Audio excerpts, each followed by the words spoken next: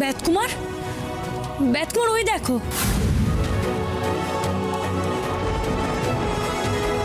ওই জলের তলায় তুমি তুমি আর একটা ডিমের প্রতিসরণ দেখতে পাচ্ছ? ওই দেখো। হ্যাঁ হ্যাঁ, আপনি ঠিক বলছেন। এই ডিমটা যেমন এতক্ষণ এদিক ওদিক করে যাচ্ছিল, ওই ডিমটা কিন্তু এক জায়গায় একভাবে স্থির হয়ে আছে। দেখো। হ্যাঁ, তাই তো। তার মানে এই ডিমটা মায়া, আসল স্বর্ণডিম্ব ওইখানে জলের তলায়। একদম।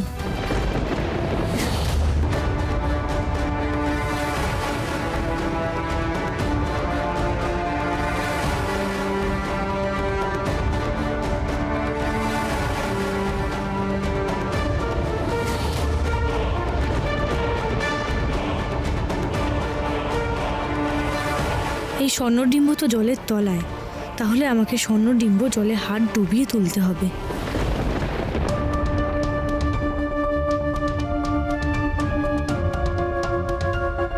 ওইদিকে তো সূর্য অস্ত যেতে বসেছে, ভাবার আর সময় নেই এখন।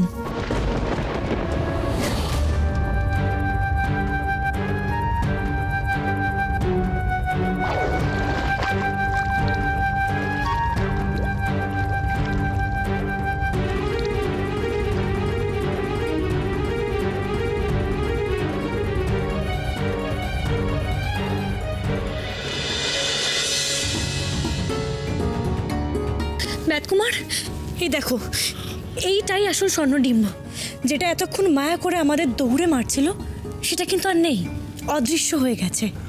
যাক, তাহলে আমরা আসল স্বর্ণডিম্ব পেয়ে গেছি।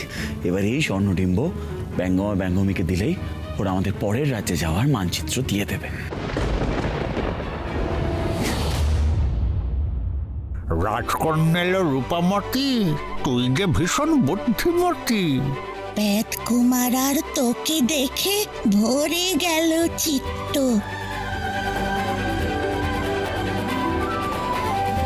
তোদের দুজনার প্রেম অতি পবিত্র।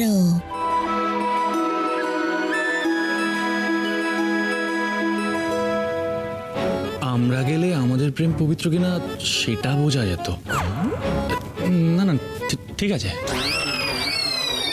আমাদের পরীক্ষায় তোরা সফল, তাই পাবি হাতে হাতে ফল।